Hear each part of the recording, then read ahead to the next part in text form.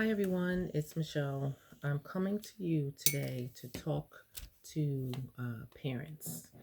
And parents, um, this topic today is you are smart enough to teach your children. Now, I really want to emphasize this because since parents have been home with their children, they are saying that they're not smart enough to teach their children. They don't know how to do it. Um, it's not good. They're not teaching them the right things. They don't know what they're doing. You are and have always been your children's first teacher. Now, that means that you and whatever you do has the influence of what your child does out in the world, in school, wherever, and as they grow up. And so you are definitely your child's first teacher. Now, this is a little bit different in terms of you having to teach them their subjects that they're being taught at school. But there are all types of creative ways that you can help your child learn. And it's these creative ways that your child will remember and it will stick with them. And it's going to be very important that you learn a lot of these creative ways. Now, because you're not going to do it like the teacher does it, because this is not that type of setting. It is actually a wonderful and creative setting that you can prepare for your children uh, to learn from. And so this is coming from a, a person who has been a school teacher, who did homeschool, of course, who's a parent, and now owns a childcare center. And so I've been in a lot of those different roles. And what I like to tell my parents, whether I am telling my parents as owner of my childcare center or when I was in the classroom as a teacher, is that you are your first child's teacher. I am working with you. And so now you have a great opportunity to take that role. And of course, there's a lot of teachers who are out there who are doing online learning and they're working with your children um, just like you are. And they're also working with their own children. And so we're all having to come up with creative ways to help out. And so I want to give you a few tips on what to do. And so when you're teaching at home, you want to make sure, like I said, that you're creative as possible. And so there are a lot of different things you can do. You can go online, you can go to YouTube, um, any type of website.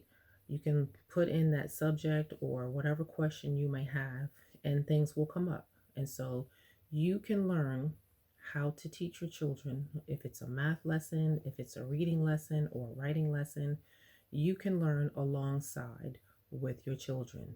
Does it have to be the way the teacher does it? No. It could be the way you do it as a parent. Your child will, then they will accept that and they will learn as well. Now, do you have to sit down with pen and paper? No. That may be a part of what your teacher is doing online. That may be a part of a packet that you've been sent home, but you can go online and look up virtual museum trips that you can take that have to do with the subject area that your child is learning.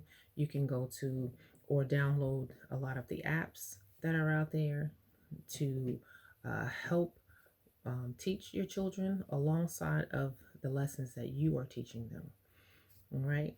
You can also take a course. There are a lot of courses out there that you can take. You can also do things that will strengthen what they're learning from their teachers or um, what they're learning at home from you. We like to play a lot of games at home, board games. Monopoly teaches about money, it also teaches about strategy and critical thinking. You can play games like Connect Four, Jenga, all those different types of games will help with a lot of the development that your children need right now. You can cook with them. Cooking is a wonderful way to teach your children math. It's also a way to strengthen your relationship with them. Um, and it's also a good way to teach on how to read things in sequential order, because a lot of times with the recipes, you have to prepare first, and then you lay out all of your ingredients, and then those ingredients go in perhaps a certain way. And so that's another way you can help with your child.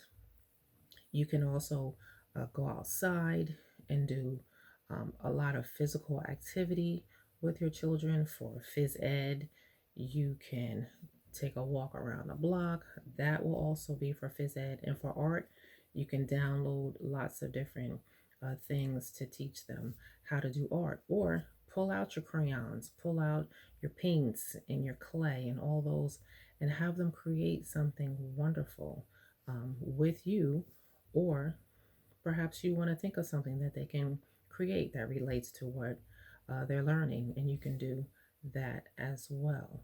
So there's all types of things that you can do as a parent at home that you don't have to mimic whatever is being done at home. I love interactive games. I love to teach my children through hands-on activities, and particularly my school age children, because they get enough screen time, they get enough paper and pencil, and so now is the time to use your hands.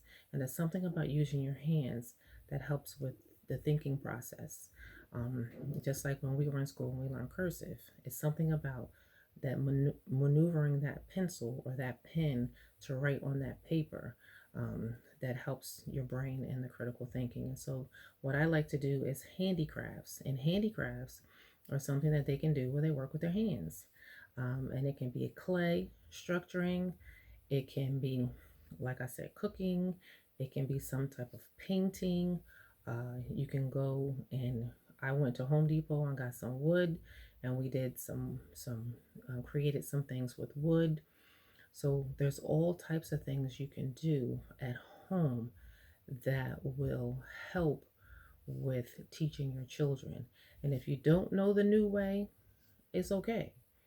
Do it your way and do it the way that you know, and see which one works best, because that is what you're going to achieve when you are teaching your children.